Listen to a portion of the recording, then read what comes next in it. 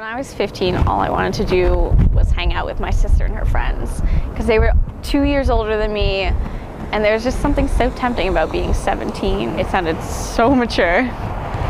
I was pudgy and pink-haired and still trying to figure out who I was. Tagging along with her was my first step. One day, my sister Catherine, her friends Laura and Corey and I were driving around in Laura's beat-up green Chevy. I remember sitting in the back. Somehow it came up that we should paint a few stop signs, make them say something cool, like something stop war, 3 letters, a big message that we didn't even quite understand the meaning of. Maybe we just thought we were being cheeky, but it was 2008. The Iraqi war was going on and protesting felt cool. Or maybe it was the fact that in our quiet rural town there wasn't much else to give you a rush of adrenaline. I remember broad daylight, stopping at fields or outside of houses. We would huddle and decide who would be the daring one to jump out of the car, shakily paint WAR in metallic gold or black paint, then run back to the vehicle, slamming the door just as the car peeled out. 24 stop signs later, it's dark and we're parked in the parking lot of an automobile shop.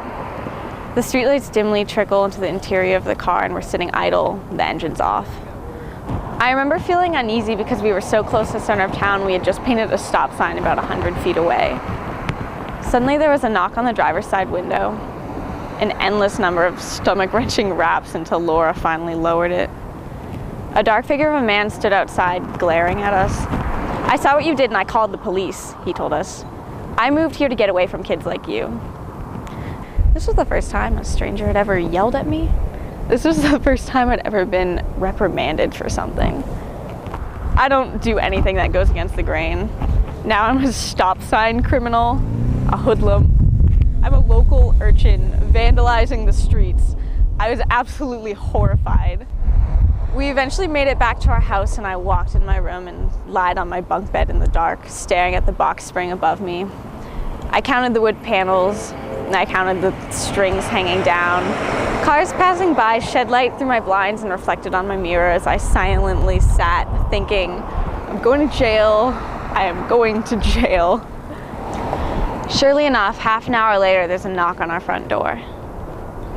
Our knocker was brass and painfully loud. I heard the muffled noises of people speaking outside my door, but I waited until I heard my sister confess that I was with her before I opened it and shuffled out.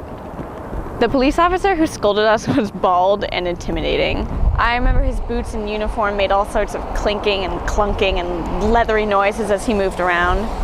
As he told us that we could have been sent to jail that night and the fees for the enormous number of signs we painted, his cell phone exploded into a particularly catchy chorus of a Chris Daughtry song. I just silently stared at him. The next morning we went out with our fathers and painted over the signs, a process that we discovered took hours. I wore my glasses, hoping that no one would recognize me or link me to the crime. I still remember this as the first time I ever felt like a convict. The police ended up dropping the charges since we fixed the signs, but still to this day, when I drive through town, I can see the non-reflective blotches of red paint splattered over the bottoms of the stop signs, and I can still see Ward just slightly coming out of the paint.